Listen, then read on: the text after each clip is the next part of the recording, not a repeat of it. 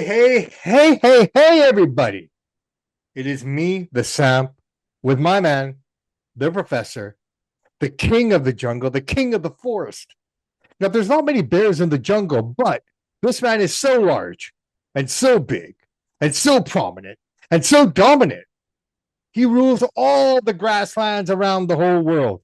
Ladies and gentlemen, I am the Samp. He is Professor Bear. We are back like two phoenixes that were burned in the fire, and we have risen up again. Yes, sir.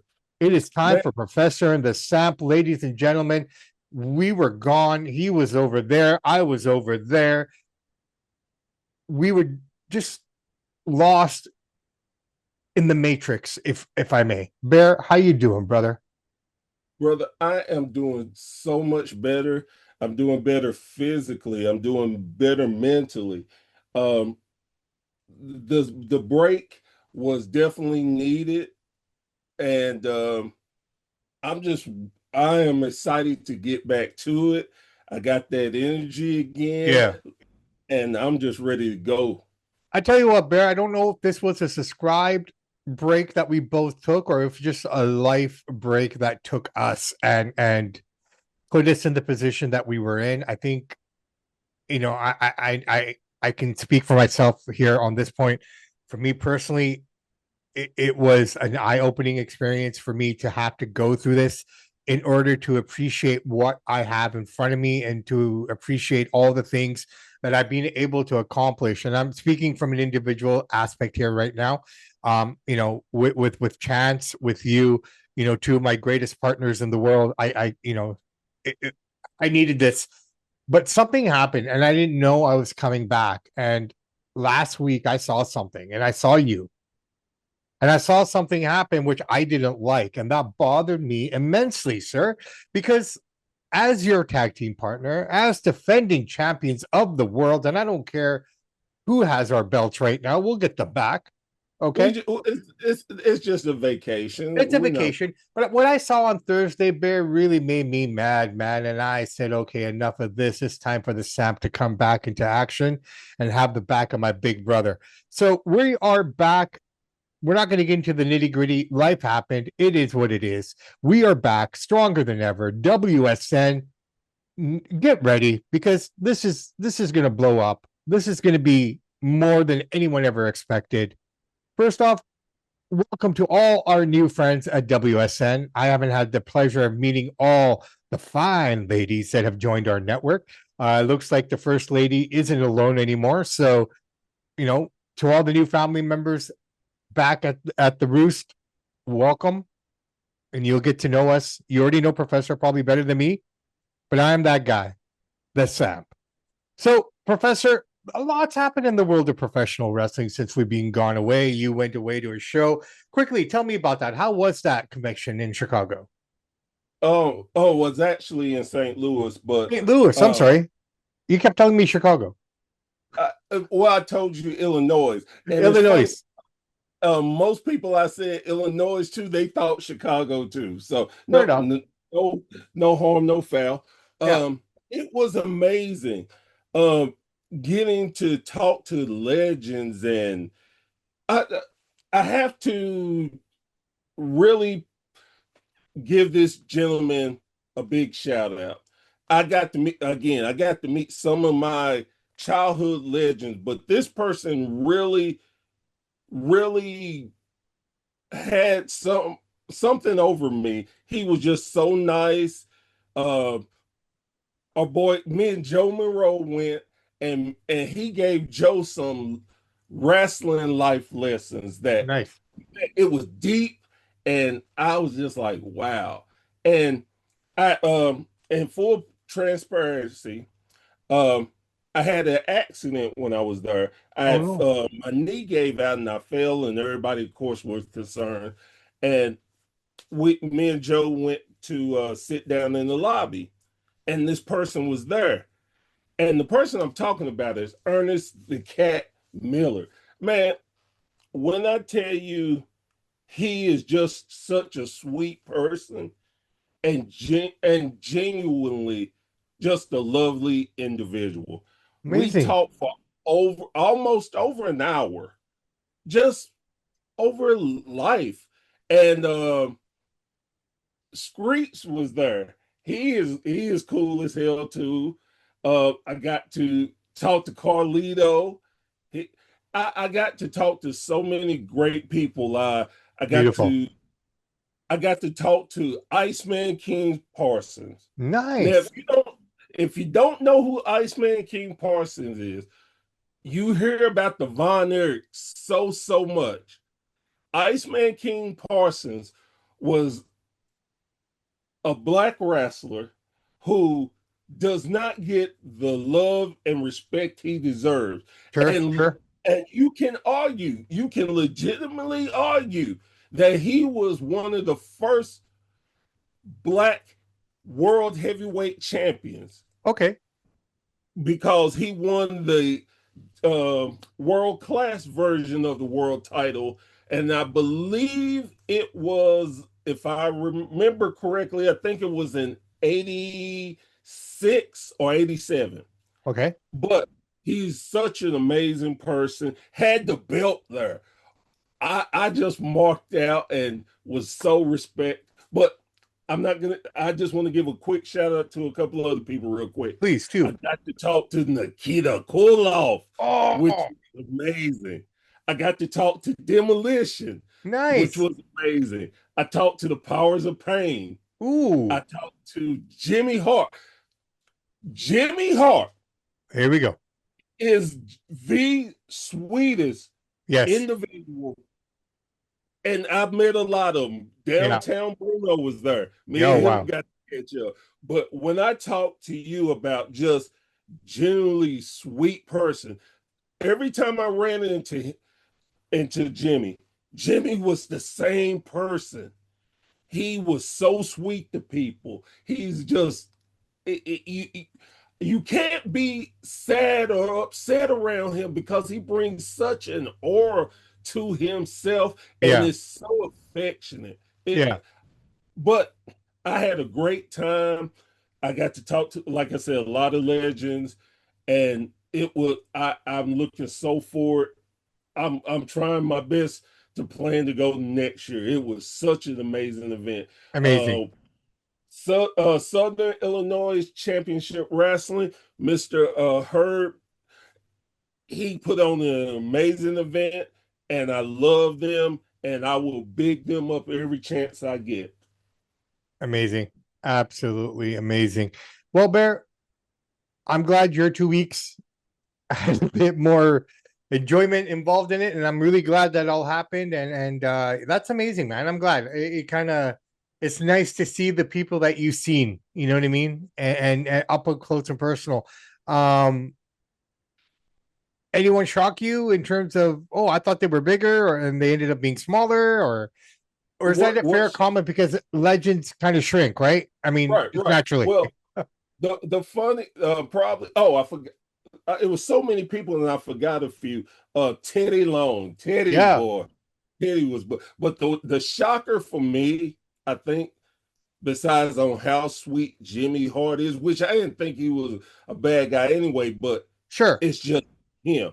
Come on, But man. the He's a member shocker, of the Gentries. yes, and he looks good, man. I look older than Jimmy. Jimmy looks amazing. But the shocker to me was getting to talk to JBL. Oh, wow. How was that? It was great. We didn't get a chance to talk long because when I caught him, he was doing something, getting ready for a match. Yeah, But I got the chance to ask him. I say that JBL, when he throws a clothesline, he is ranked in the top 10 easily. sure. Hell, you could argue the top five of clotheslines in the business. So I asked him, I said, so you're known for your clothesline. Who threw the hardest clothesline to you? Without thinking, without blinking. He didn't even take a second. He said, Stan the Larry Hansen. Oh, He yeah. said he took his head off. He Yeah. said he would pay other people to take his clothesline. He wouldn't do it.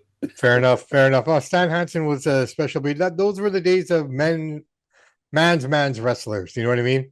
if that's that's what it And is. the funny thing is, I got a chance to meet him, Yeah. and of course, like you said, when you get older, you start shrinking and everything. But I, he wasn't the Stan I remember. Again, if I would have ran into him as a younger person, I would have cried or ran the opposite way.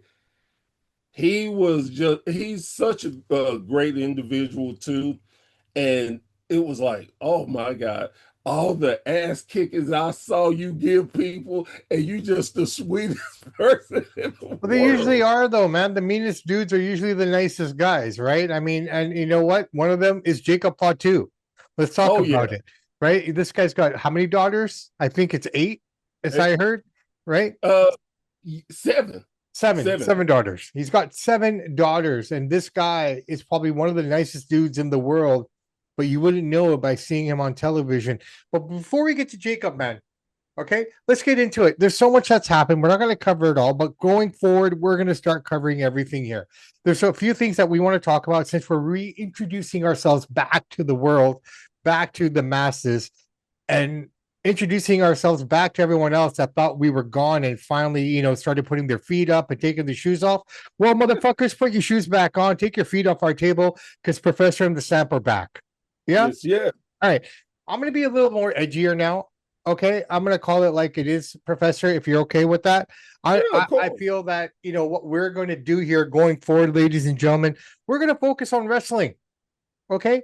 I don't care about TKO anymore. I don't care about booking. I don't care. Well, I guess I care about booking. I guess we do to an extent. It's more of we're going to be what we should have been from the get-go. We're going Mhm. to be more wrestling oriented. Let's put it simply like this: we're going to stay on one side of the curtain more than we are on the other side now. Yes, Okay. yes. The curtain that we're on is the curtain that the rest of the crowd is on. If you want to hear about stuff that's happening behind the other side of the curtain, well, there's a lot of other great podcasts out there that will do it. In fact, you can check out my other show, Samp and Chance, where we get into that quite heavily. So here we are. Let's talk about it. I want to go to AAA right off the bat because I thought, in my opinion, the whole card was really good for night one. But that mask versus mask match, which was basically a Broadway when it was all said and done. And for you youngins out there, a Broadway is almost an hour. Okay. So we had Chad Gable. Now that we know who would have thought it would have been Chad Gable, I'm so still shocked by that. right? Okay. So we had original Grande Americano versus American Grande Americano. I guess, call it what it is. Dude, I'm going to start off with this like this. I think what The Undertaker has done down in AAA is absolutely phenomenal. And to truly appreciate it, you kind of have to watch the show, not consistently, but consistently enough to understand what this man has done down there. Undertaker, like, very quiet, no promos, nothing. The guy's getting the job down there. I do believe that wrestling shows should only be no more than 2 hours now, based on what I'm seeing. Because what they do in 1 hour, it's absolutely amazing. The storylines, the movement, all of it. It's old school wrestling at its best, but in Mexico. The best storyline, in my opinion, this year has to be the Smash versus Mask, which is quietly under the radar for most people because you don't realize how great this story has been. Would you agree or disagree, Bear? No, I totally agree. And what I love about it is they could have gave that to us in WrestleMania. Yeah. They could have did other things, but and I think and not to I think this is what wrestling is missing. Mm, We need more time to develop stories. We shouldn't have so many.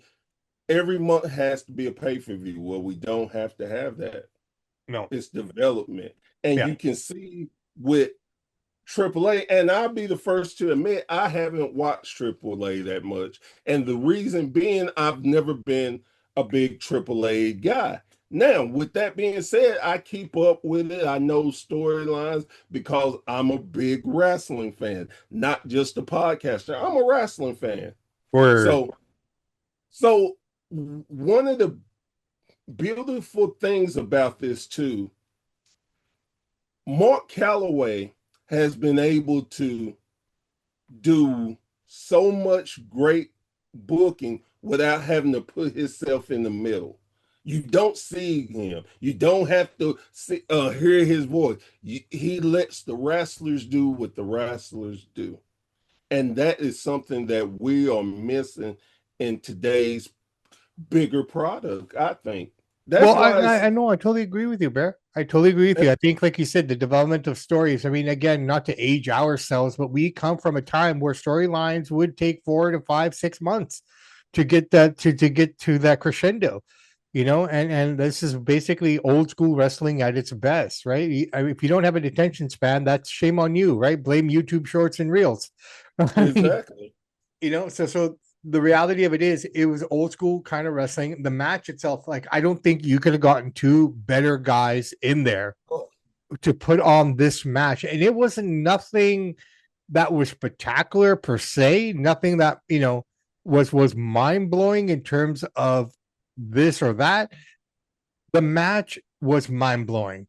The pace was mind blowing. Just the way they carried themselves, the near falls, everything. I forgot what happened 15 minutes into the match by the time we were 35 minutes into the match, because that felt like yesterday, and that's the feeling I want from these kind of matches. I didn't realize I sat down through a whole 47-minute match. Here's the crazy part for me. I still hadn't had a chance to watch the full thing. I just saw clips, and the clips drew me in. Again, we talked yesterday.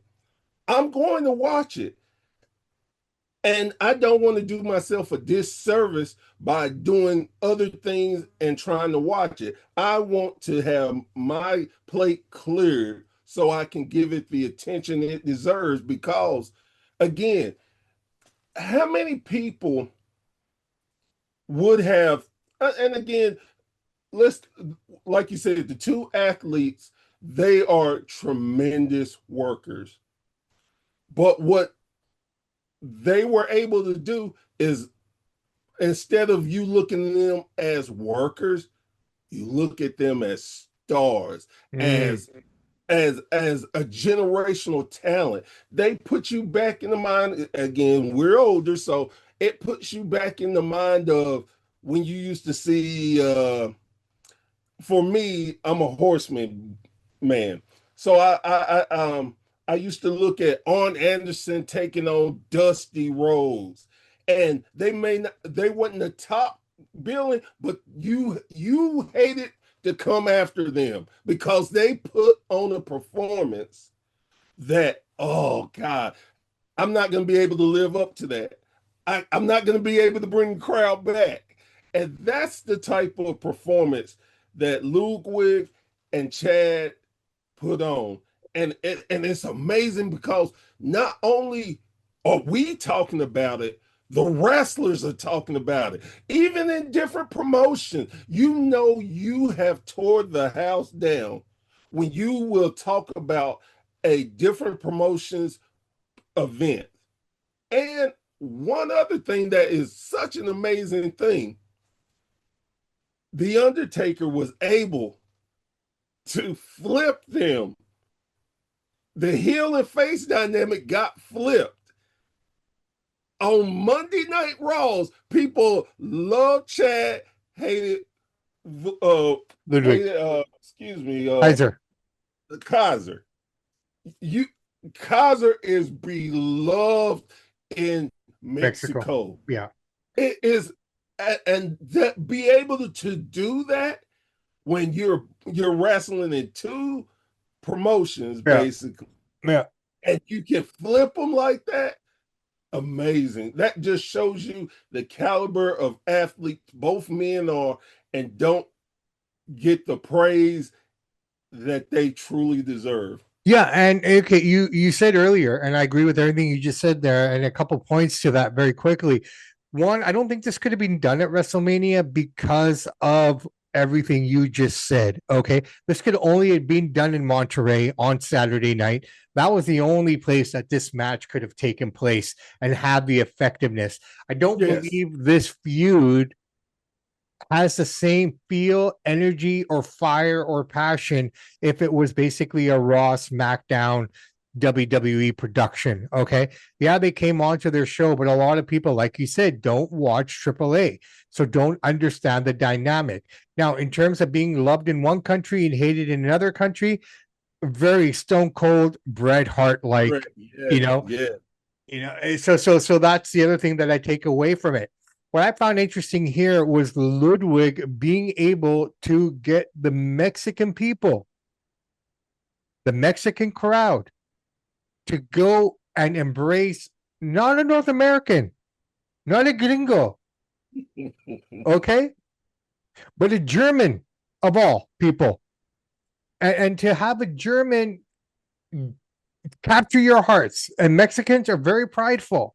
They love Yes. their culture. They love their people. They love their luchador, right? And that's very important to take into account here for what he was able to accomplish and to capture the hearts. Now, maybe it helps. The week leading up to this match, he had an incident. Was almost the match was almost in a situation of possibly we didn't know if it was going to happen or not. We were there. There was legit thing that was happening here. But to come out of it, and that even grew it even more once we found out the truth behind the situation, what he was defending. He didn't have to defend it. Okay. You guys want to find out about it? Look it up. It's all there. Okay. We don't need to get into it here. But And let me say this, just to piggyback off yeah, you. The reason why he was able to do that because he showed respect to their culture. yeah, He didn't just take it as a joke. no, He really showed uh, uh, big respect to their culture. sure. And I think no matter who you are, no matter where you wrestle, if you show respect to the culture and the dynamics that you're pretending to portray, people are going to fall in love with you. And he just did such a tremendous job that it's almost to the fact, as much as everybody know who he is, I never want to see him without the mask. It almost feels like he has to stay under the mask now. You know what I mean? That like the story is there. And just the way the match ended, just the pageantry and everything around it at the end. The question is now Chad comes back. Is he Raw? Is he going to be SmackDown? Is he going to be a face or is he going to be a heel? Right? So these are the questions that we have. Where does Ludwig go from here? Does he even have a place on Raw and SmackDown anymore? Or is he now just Mexico? So these are the questions that we have to answer and we'll probably get these answers. But look, bottom line, match was great, Bear. You got to go back and watch it. I'm going to put Oh, it this way. For me personally, my favorite match of modern era, and I don't even know if it's even modern era because I'm going back to WrestleMania 28. But I mean, for me, Undertaker, and again, ironically enough, it's the man involved in all of it. Undertaker, Triple H, Hell in the Cell, with Shawn Michaels, a guest referee. I looked over to my daughter, Little Miss, as we call her, future superstar in the making. This girl keeps me on my toes, Bear, by the way, just to go off on a tangent. Do you know whose birthday it is today, Dada? No, who? Oh, it's Roman Reigns. Oh, okay, great. I didn't know I needed to know it, but now I feel like I have to up my game because this little girl is asking me questions that I don't have answers for, right? Because she's like right into it. She's like that fandom. Like, I love it. I love watching it. She and I watched the match on Saturday night, and I looked over to her and I said, you know what? This is the first time I've watched a match from entrance to closing credits and not moved since that day, since WrestleMania 28. You know what I mean? Like, that's how right. good the match was to me. Now, what I think is good is completely different from what other people may perceive as good or entertaining. That captured every aspect of everything that I look for in a match. Okay. And I talk about storytelling. Storytelling without words is an art form that most people do not understand, do not fully appreciate. The story with facial expressions and your Oh, eyes is just something else. And to do it with masks on is something else. Okay. The storytelling was phenomenal from beginning to end. It was just so well done, all of it. So, Bear, everybody go watch it. Forget the highlights. Highlights don't do this match justice. You got to sit back and just give yourself an hour, 1 hour, okay, and watch it. Just watch it properly, and that's that. All right, let's move on to WWE. Okay, we had Clash in Italy, and it was kind of hard for me to kind of embrace it because of what I just watched the night before. But you know what? It was okay because I thought this should be interesting. And the card was fine. I had no problem with it. The matches were good. I think, in my opinion, one thing that stood out for me was Jade Cargill. I think this was probably her best match that she's had in wrestling, not WWE, not AEW, in wrestling. And for me, the telltale sign was the way she was able to transition from Maria's move into that pile or into that what do you call it? The not the jaded where she just kind of just did this transition thing. Randy Horton, what is that move called? This is what happens when you walk away for a little bit. You start forgetting the names of your moves, man. The DDT, that oh yeah, transition. yeah, Yeah, she Rhea had her up. She was gonna drop her, but the way she was able to transition, now it takes two. Rhea was there to help her, but it was the smoothest transition I've seen Jade do to date, which leads me to believe that this girl is getting it now. Okay. The right girl won. I like it. I see where they're going with this. We're gonna get back to a Charlotte and Rhea feud here at some point. I'm okay with that because Charlotte hasn't had a title in a while. and I'm looking forward to Charlotte and Jade, I think that's gonna be something special too. and is a part of the Queen of the Ring tournament. Yeah, no, I'm really excited for all of it, man. But we'll get into the King and Queen of the Ring in a minute here, but let's just finish off with the show here in Italy. The crowd was live, everything was beautiful. The only thing I thought that was missing, that they should have had Julia on here somehow. Julia should have been on the card because she is half Italian. She was in the crowd. She'll probably, I don't know if she wasn't even on SmackDown in Barcelona. So I hope they figure her out. I hope they figure this out because again, with JC Jane showing up, I almost feel like they're pushing her back even a little bit more further. So I'd like to see what they do with Julia now because they have a true talent there that they need to figure out fast because you don't want her to go, right? Um, Definitely. so we got that as well. But I just want to focus more so on the Jacob Fatu and Roman Reigns match here. As we pick up steam, we'll get into more details and stuff. I just want to use this episode, Bear, just to reintroduce ourselves to the people, to let people know Right. we're back. Daddy's home or the daddies are home. Okay. Yes. So, yeah, clean up your rooms, kids, because we're back. So, but Roman and Jacob, again, great storytelling, a great match. I don't think Jacob was injured. I really don't, because the way he was moving, the way he was jumping, and if he was, either he was injected with a lot of numbness so he could move the way he was, but I almost feel like it was just kind of something again. And I think WWE's been doing this a lot more than not, kind of giving us false information to get people talking, you Oh know? yeah. Um, again, Brock being a prime example of that. I refuse not to go over. I refuse to do this. Yet here he is doing all the things that he didn't refuse, was refusing to do. Um,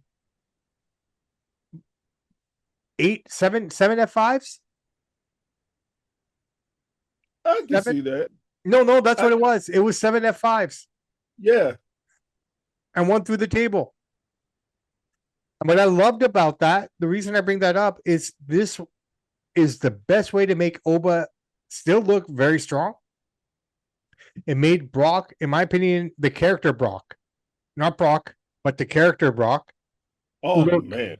look like a beast. but very concerned that he had to go That deep. that deep to get this guy out. So great storytelling there, right? This is where people are gonna be like, oh, this is why I don't like going into the internet anymore because I've seen the comments. Oh, look, he just destroyed him. He destroyed Obafemi. No, he didn't, ladies and gentlemen. He made him look even stronger because it took 7 F5s, one through the table. We didn't even go to Suplex City. It was all finishers. It took 7 of Because, them. because that just tells you what type of athlete he is. Brock was like, look, it's no even need to screw around with that because it's not going to get the job done. Let me hit him with my best. And I have to keep going over and over. But like you said, what now personally me, I would have had Oba win it. I understand why they didn't. I'm okay with it. It's not that I'm not okay with it. But with that being said, the best part of the match for myself was Brock's facial expressions when he had him in the Kimura and he stood up. The Yeah, like Brock had saw a ghost. yeah, He when Brock wants to sell, Brock is great at it. yeah. And that's I would take more out of this match than anything. Brock made over look like $1 billion. Absolutely. And that's what people need to see here, right? It's just like what Brock did again. And say what you want about Brock, but Brock does what's best for everyone around him in the business. And he, again, put himself in a position. A lot of people that, oh, wow, you look so strong. You know what? I think it was a sign of weakness in a lot of ways because it showed that Brock had that concern, that Brock had to go to this level before the bell even started, before the lights even came back on. I mean, his back was already red, like he had already been through 2 matches before the match even started. So God knows what the man was doing before the match even started, right? But Oba to get his offense in and the athleticism of Brock to leapfrog over the man in midair, phenomenal. Just absolutely phenomenal. Little details like that need to be mentioned. And just the way they did it, it was perfect. And did Brock have to go over? I think he did because this now gives us 1-1. And where Gunther would have been in this position for SummerSlam, it's now Obi's spot. I agree with you. Everything you said was right on. Again, I understand why they went the route they did. Hmm. Myself, I would have just kind of switched it up just for something different because Hmm. there's not a lot of times that you get your killer to look completely weak because Hmm. this was to me this was a Goldberg thing. Remember when Brock and Yeah. Goldberg had the second one and Yeah. Goldberg just smashed them. It was like, oh my God, Yeah. nobody saw that coming, Yeah. and it made the. And I definitely preference by saying I'm not saying it was the wrong move. I just would have preferred something different, but it was great. That match was it was to me the catalyst to what in the hell are we gonna do now? Because now we're having Oba at a certain level. We have to get some other people up and ready to go because if not, it's going to look so one sided and take away from a lot of things. They have to let some of these people pick their games up. Like right now, right off the top of my head, there's two people one match I would love to see. I Hmm. want to see Oba and Braun Breaker. Yeah. That they're gonna put on something amazing. Well, like we've said before, and if you go back into the archives and listen to our shows that we've done in the past, maybe Professor and the Samp or the Main Event Mafia or Samp and Chance, yeah, we're all over the place. Um, the one thing we've said, and a lot of people complain about, there's nothing there in the cupboards. There's nothing there in the cupboards. Well, listen, you know what? The cupboards are open. The people that need to be out of the cupboard are there. The next generation, the next 10 years of wrestling is mapped out in terms of who's going to be who. We got the Yes. Breakers, we got Breaker, we got Oba, right? Once he comes Trick. back, we got Trick. Okay. So the future looks good. The next 5 to 10 years, we're set. Okay. So these matches that you're talking about are going to emerge. Um, Yes. give it a little time. We're still there. We're Yes. still Of there. course. Of course. But Of course. I think we see the roster that we're going to see now, right? Like in 2010, 2013, when the Shield came out, everyone complained, oh, who are these guys? Oh, they're not going to do blah, blah, blah. Well, you know what? They're the two biggest names in the company now. Oh Okay. yeah. And the third is the biggest name in the other company. Exactly. They're So dominant. so the reality of it is we see who our future roster is going to be. We see it. Okay. So all these matches that you're talking about, they're going to happen. Seth, Roman, I hate to say it, but Roman's already there, but I mean, I'm going to use the term part-time guys, right? A lot of those guys are very close to being the part-time guys. Fair enough. So the new guys are starting to emerge. Okay. I think Logan Paul's a part of that too. Unfortunately, the Oh guy yeah. tore, he's there as well. We're looking at the Jacob. next stable of future world champions in Trick, Jacob. Braun, Oba. In two, Yeah. 3 years, who's going to be a face and who's not? We don't know. John Cena Oh, was a heel before it all turned around, right? So, I mean, look, it's great. I have no issues with it at all. Now, with the bloodline, people are already saying, oh, it's getting too much again, but it hasn't even started yet. Do you agree with I know. that? I definitely agree. I agree that sometimes we are too critical without giving it a chance Mm, because us smart fans think we know everything about wrestling, and sometimes you have to go down a similar path to get a different outcome. yeah. And I think that at first, I won't lie. At first, I didn't see what they were going to do with Roman and Jacob. I Yeah. didn't like that they brought Jacob over. Yeah. But now I see much better what the potential is, where it could go. And I'm like, okay, okay. And you have so much you can still do. Yeah.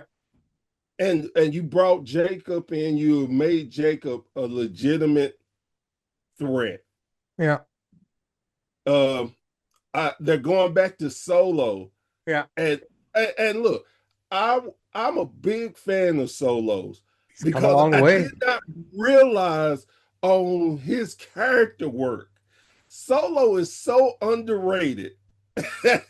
He can work the mic better than most people would give him credit for. The best thing that happened to Solo was when the first disbandment of the bloodline happened.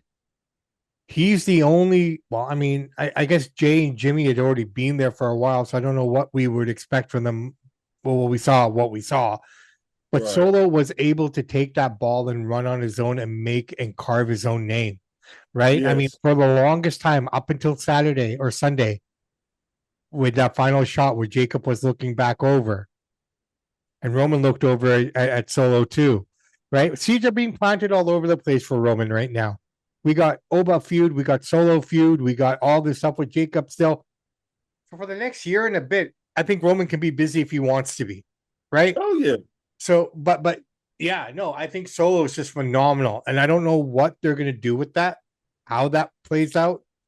I'm kind of thinking now. Okay, Jacob is in the position that Jimmy and Jay were when they were kind of feuding with Roman in the beginning, and they lost in the same kind of fashion that Jacob did. Is it going to be one of those things that over time he just becomes a Roman guy, or is this going to fester and fester and fester and have something happen with him and Solo turning on them? Right.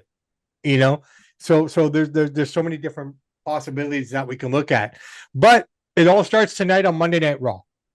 The King and the Queen tournament start, and I'm telling you, man, I don't have all the names on the bracket right off the top of my head, but this bracket looks good, man. Becky Lynch versus Liv Morgan in the first round, not bad. You know, that is my only concern about it. There's no reason. It takes something away from me of this tournament With the if you got champion. the champion in the damn tournament. True. And I heard what she said, Yeah. and yeah, okay, fine. It makes storyline sense, but it doesn't make logistical sense Yeah. for me. Yeah. I am a champion. Yeah. You. To me, I don't know how you're gonna feel about this, but you just buried the damn title because if you have Liv in there, they said they don't have any challengers for her. She didn't beat everybody. She don't want everything. That takes away. Then why in the hell do I want that title? If I win it, I'm not gonna go after you. I want Rhea. Yeah. Well, But I think right now, without watching the show, knowing what's going down, there has to, because you got to keep in mind, Stephanie Vacure hasn't come back yet since WrestleMania. We haven't seen her. Okay. yeah, So something, she's almost ready to come back. Right. Um, that being said, I'm going to give it this episode to see what's going on. I want to see what they're going to do. And I agree with you completely. It's very similar to Charlotte Flair and Hulk Hogan going into the Royal Rumble as a yes, champion. You know what I mean? yes. Same kind of thing there. Okay. I don't think Liv is going to win it, honestly. I No, think no. something will, happen to get her out of the picture. I don't know. I'm curious about this match because Becky just came off a loss. So is Becky sticking around? Is she taking off again? What's going on? I think this match will tell us a lot about the future of Becky Lynch, and that's what I'm kind of curious about, right? I don't want to see her and Sol Ruka right now. I think Sol needs to run with this title and work with the likes of the Lyra Valkyrias and all the other girls that are in the mid card, as we've talked about time and time again. The IC title and the US title, both men and women, is there to elevate the talent that we need to see elevated, right? Right now, Exactly. and I don't have a problem with the four people who have those titles. So, let's see what they do with it and go with it and where they go with it. Penta and Javon Evans last week, we saw Javon get frustrated. Is this the beginning of a heel turn? Are we going to start seeing Javon getting angry and upset? And so these are all the things that I'm kind of, wanting to Look, see right now and looking forward to. We do have that tournament tonight. We'll find out tonight with Jacob and how it all plays out. But from what we've seen, he's already kind of fallen in line. He's sitting in the back with the boys. He's doing his thing. How does this play out? We're gonna find out tonight. Professor, listen, man, I just wanted to bring us back, and I wanted to bring us back into full effect. So if you got anything else, brother man, let me know. yes. Before we get out of here, we Yes. definitely cannot leave here without mentioning Darby Allin's run with the title. Ah, yes. Okay. This is probably where we're gonna get into a bit of a debate, but okay. Well, and what to me, to have such a short run with amazing matches, it it it sets Darby into that next caliber for me. Mm-hmm. Where a lot of people like, oh, he can't be a legitimate champion. Oh my God, his style, blah blah blah. But the matches he had, look, I will argue with anybody that I will take Darby and Ciampa as the match of the year so far. Sure. That was mind blowing. Sure. He did so much in such a little time, and it felt like it gave AEW's world title legitimacy. Okay. Okay. Even that short run, I Sure. think it was good.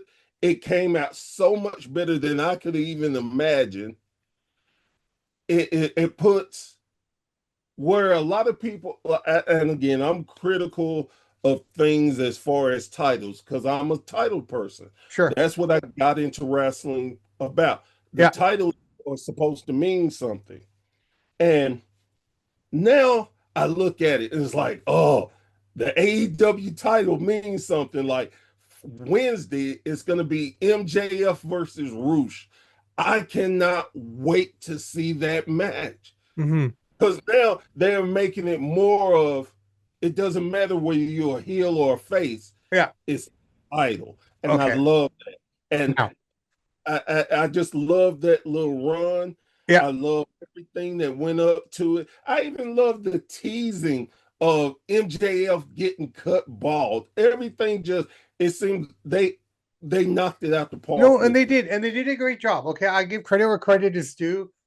I was hesitant when he won the title. I didn't have a problem him winning the title on TV because that's always good for business because oh shit, this can happen on regular TV. Okay, I got to tune in to make sure I don't miss this again.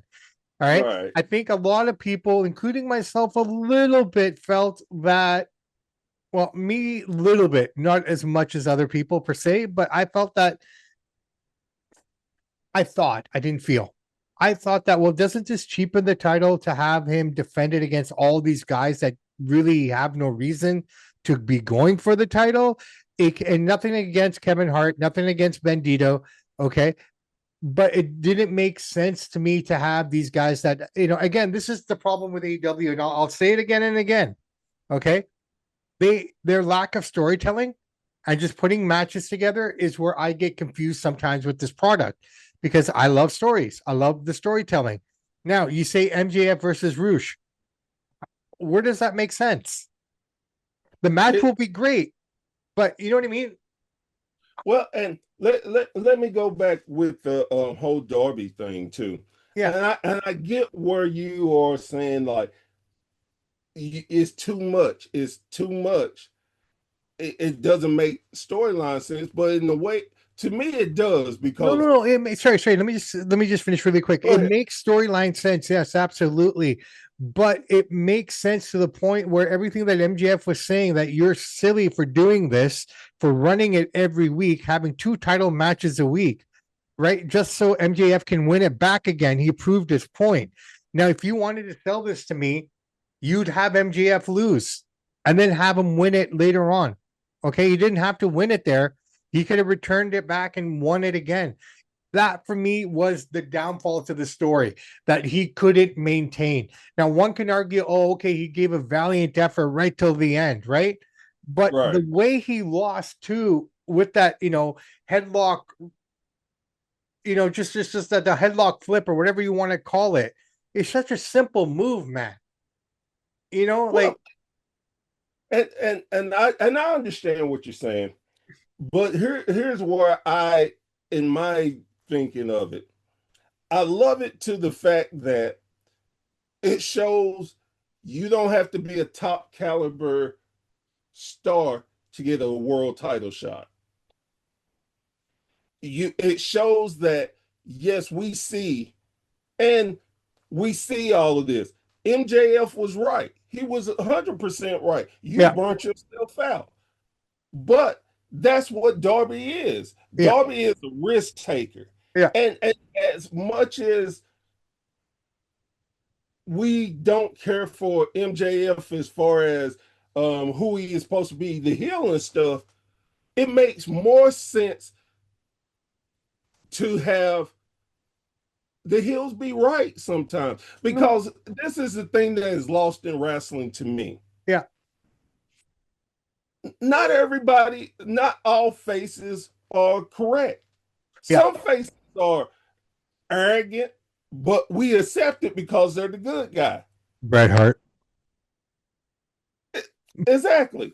So not every story is going to be the AB cookie cutter. This that's Yeah, why, and I think that's why I kind of get into AEW a little bit more because I understand the concept a lot of times of what they do. Now, if I admit, like you say, if you don't watch AEW constantly, yeah. is you there's a big possibility you could miss out on something that really brings the story to a crescendo for you. Yeah. And so with that being said, I think that now, I think he had too many title matches. If they would have cut it down like 3 or 4, about 3, I would have been more happy with it. But the storyline was there. Now Max is back on top. He's gonna show, hey, you got to earn this. This ain't just I'm giving these away for a reason. Like Yeah. with Roosh. Roosh has been on an incredible run. Sure. He can't duck them. No. And it makes it now. Will Roosh become a face off of this?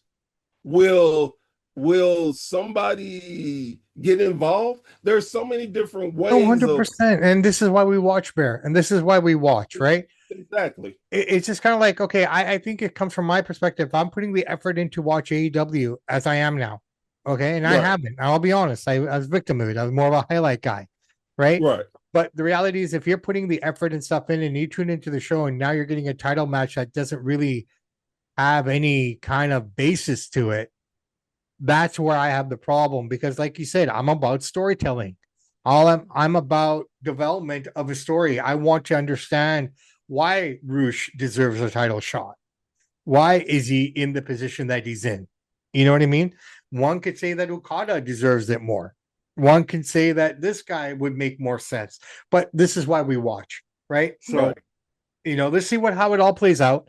Darby Allin did a great job. I'm curious to see where he goes from here. That's the other piece that we have to look at. Once you lose the title, where do you go? What's your next step, right? Well, and definitely with him, it's going to be Kevin Knight because they turned him heel. Which now that one, but that's for a lesser title. I'm like, what? Exactly. Where did that come from?